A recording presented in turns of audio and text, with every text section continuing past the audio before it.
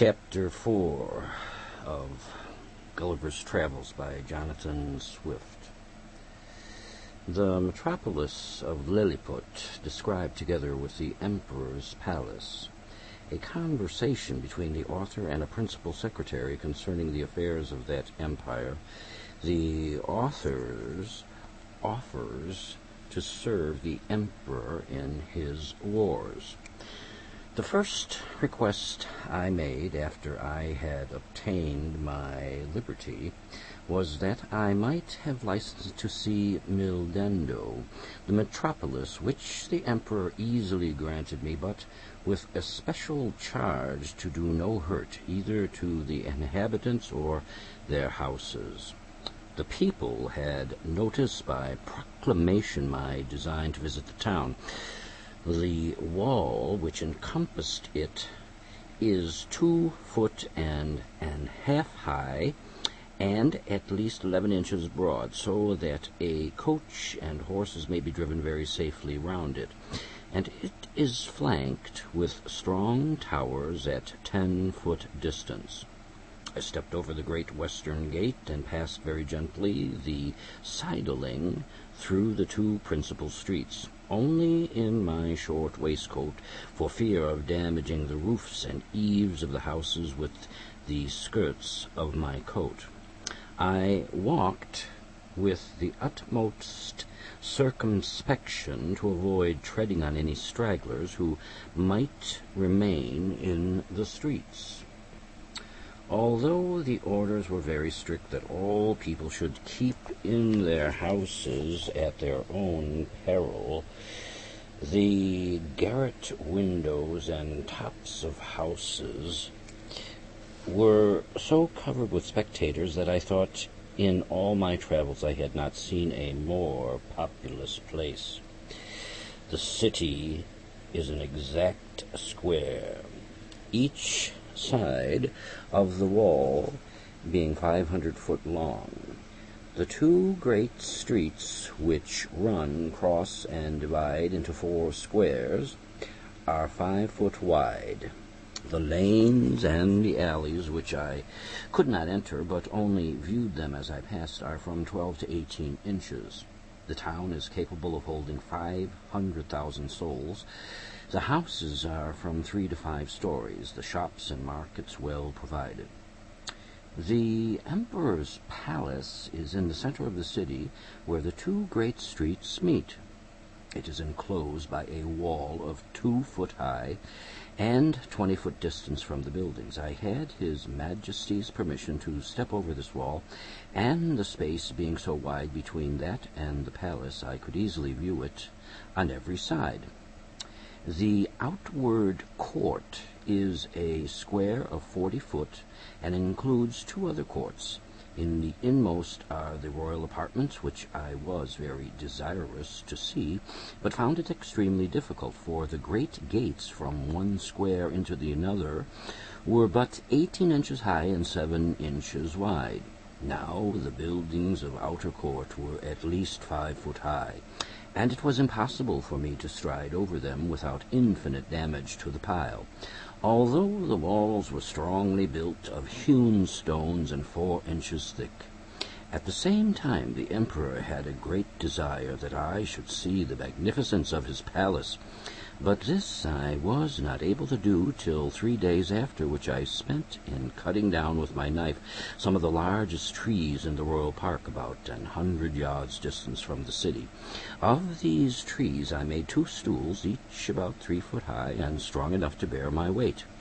The people having received notice a second time, I went again through the city to the palace, and with my 2 stools in my hand. When I came to the side of the outer court, I stood upon one stool and took the other in my hand. This I lifted over the roof and gently set it down on the space between the first and second court, which was 8 foot wide. I then stepped over the buildings very conveniently from one stool to the other, and drew up the first after me with a hooked stick. By this contrivance I got into the innermost court, and lying down upon my side, I applied my face to the windows of the middle stories, which were left open on purpose, and discovered the most splendid apartments that can be imagined. There I saw the Empress and the young princes in their several lodgings, with their chief attendants about them. Her Imperial Majesty was pleased to smile very graciously upon me, and gave me out of the windows her hand to kiss. But I shall not anticipate the reader with farther descriptions of this kind, because I reserve them for a greater work which is now almost ready for the press, containing a general description of this empire from its first erection through a long series of princes, with a particular account of their wars and politics, laws, learning, and religion, their plants and animals, their peculiar manners and customs, with other matters very curious and useful, my chief design at present being only to relate such events and transactions as happen to the public or to myself during a residence of about 9 months in that empire. One morning, about a fortnight after I had obtained my liberty, Rissal, private secretary, as they style him, of private affairs, came to my house, attended only by one servant. He ordered his coach to wait at a distance, and desired I would give him an hour's audience, which I readily consented to, on account of his quality and personal merits, as well as of the many good offices he had done me during my solicitations at court. I offered to lie down, that he might the more conveniently reach my ear, but he chose rather to let me hold him in my hand during our conversation. He began with compliments on my liberties, said he might pretend to some merit in it, but however added that if it had not been for the present situation of things at court, perhaps I might not have obtained it so soon. For, said he, as flourishing a condition as we appear to be in to foreigners, we labor under two mighty evils, a violent faction at home, and the danger of an invasion by a most potent enemy from abroad. As to the first, you are to understand that for about 70 moons past there have been two struggling parties in the empire under the names of Tramexan and Slamexan, from the high and low heels of their shoes by which they distinguish themselves. It is alleged, indeed, that the high heels are most agreeable to our ancient constitution, but however this be, His Majesty hath determined to make use of only low heels in the administration of the government, and all offices in the gift of the crown, as you cannot but observe, and particularly that His Majesty's imperial heels are lower at least by a drur than any of his court. Drur is a measurement about the 14th part of an inch. The animosities between these two parties run so high that they will neither eat nor drink nor talk with each other. We compute the Tramexan, or high heels, to exceed us in number, but the power is wholly on our side. We apprehend His Imperial Highness, the heir to the crown, to have some tendency toward the high heels. At least we can plainly discover one of his heels higher than the other, which gives him a hobble in his gait. Now, in the midst of these intestine disquiets, we are threatened with an invasion from the island of Baefuscu, which is the other great empire of the universe, almost as large and powerful as this of His Majesty.